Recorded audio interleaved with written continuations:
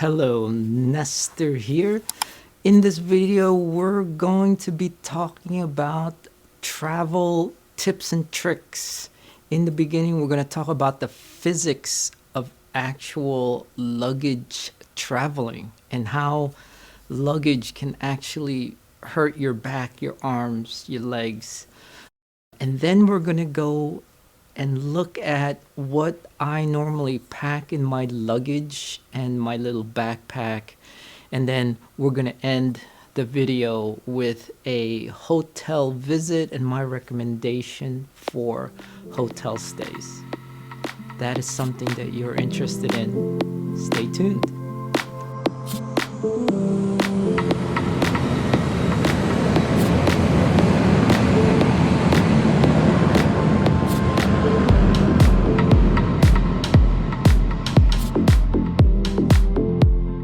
So when you're traveling, unfortunately, luggage is a big part of traveling for more than 1 or 2 days. Some folks can get away with one backpack.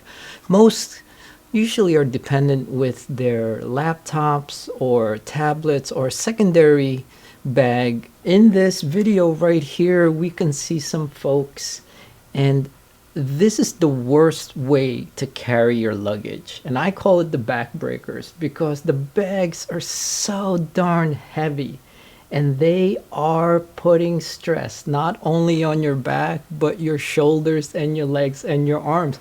Now this poor guy unfortunately is dealing with car seats in there and things like that. But then this next set of travelers are what I call unleveraged. If you notice, that bag is a rolling bag, but their secondary bag is pivoting on a really bad pivot point of the luggage.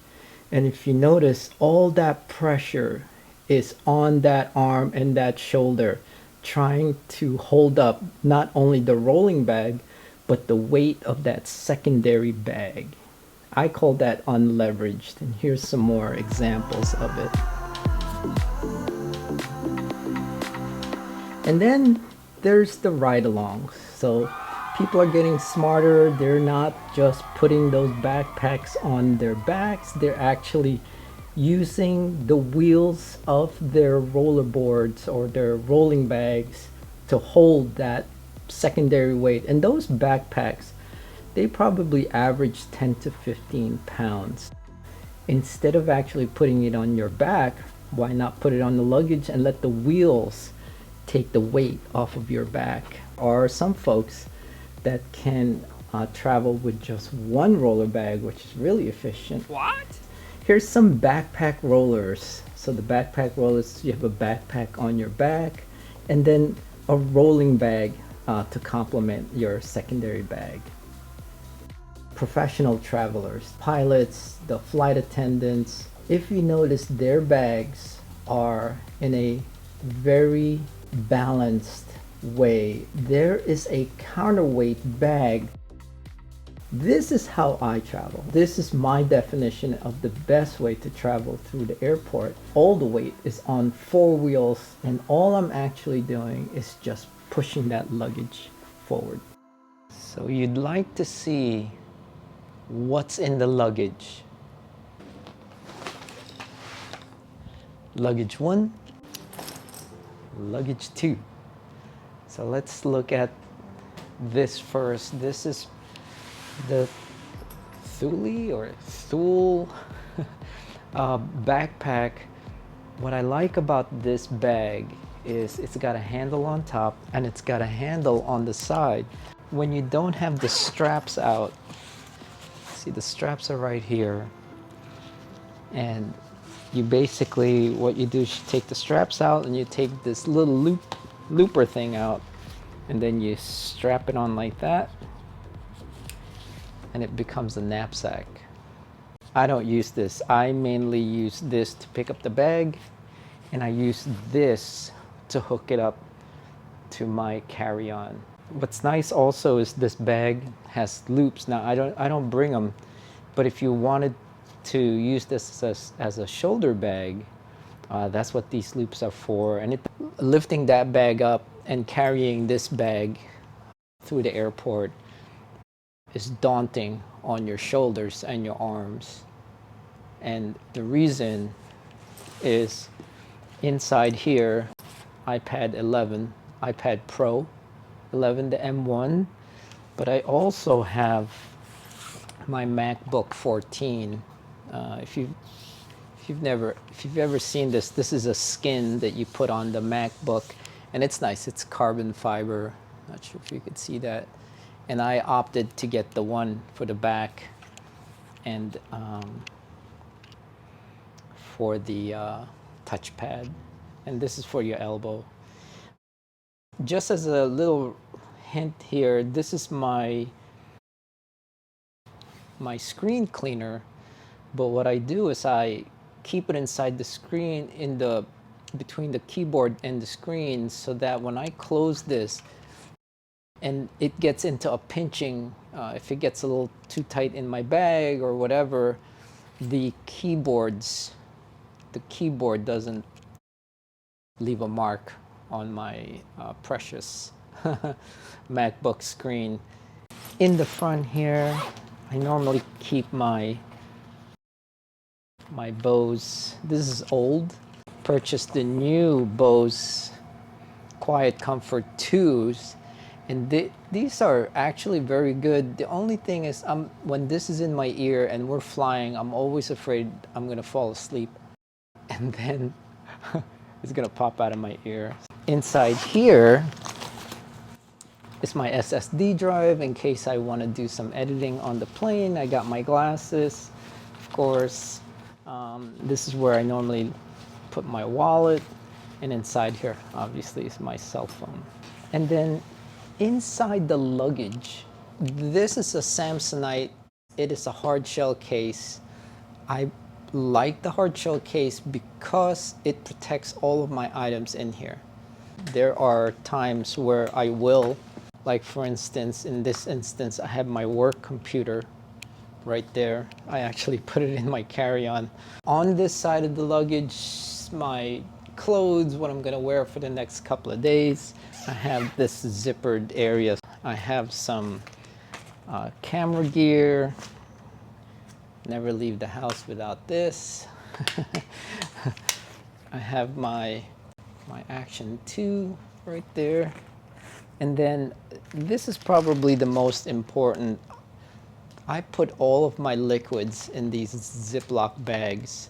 If you've ever traveled before and the liquid has actually popped in your luggage, and then all of a sudden your luggage is filled with hand cream or, shampoo or anything like that, instead of buying those fancy toiletry bags, I like to put them in these Ziploc bags. These little things right here, they're really nice. They're, I don't know if you could tell, but they're squishy and they're leak proof. You can't see it, but there is a membrane right there, and the fluids won't come out until you actually squeeze it, and then the fluid comes out. I'm not going to do it now. I actually like to bring my own non-dairy creamer. Yes, it's in the plastic bag.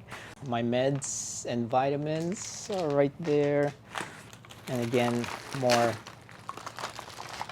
bags. And of course, my shoes. So you could tell how tight it is in here. Always bring a lint brush. On this side is all the items that I will need to do my videos, to do my work, and then any ancillary things like the toiletries. And then on this side is my clothes. Yeah.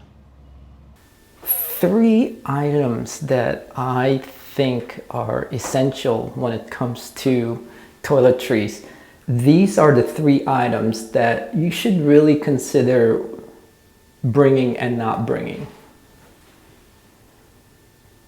One is this liquids container, and I have 3 of these. One is for my shampoo, one is for my conditioner, and this one is for my lotion. But honestly, you may not have to, because most decent hotels, they normally have their own lotions. Take advantage of it.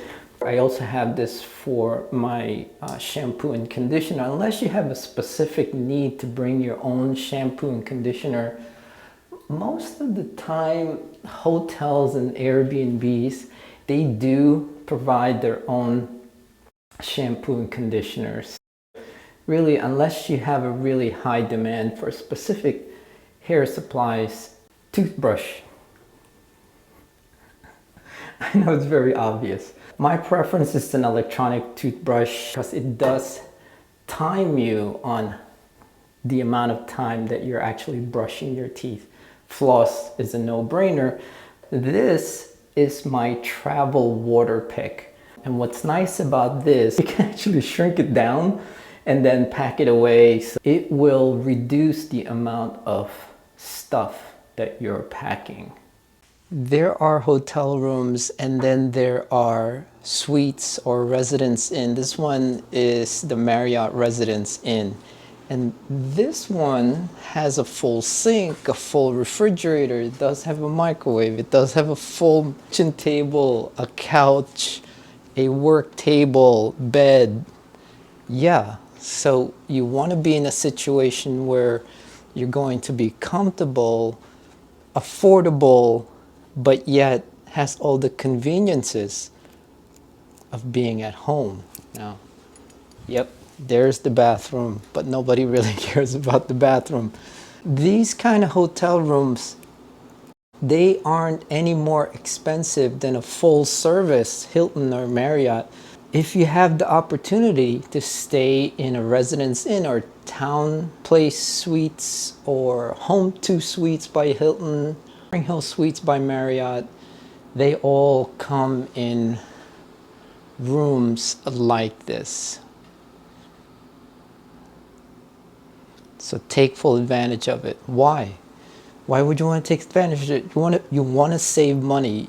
These places have their own coffee. They even have full service utensils, real plates, real knives, real forks. Oh, and of course, a dishwasher. My recommendation as far as when you're traveling for business, but really, even if you're traveling on holiday or vacation, these kind of places does make a difference for comfort, security, and just overall savings for money. Well, hopefully you enjoyed my video. I really appreciate your time. Hopefully you enjoyed the holidays. Welcome to a brand new year. Hopefully you have a prosperous one. If you like this video, please give it a like. If you like this kind of content, please subscribe to the channel. It does help the channel a lot. And obviously, if you have any comments, concerns, please put them in the comments below. I look forward to seeing you in your videos next time. Hopefully you're doing well. Take care. God bless. Enjoy the new year.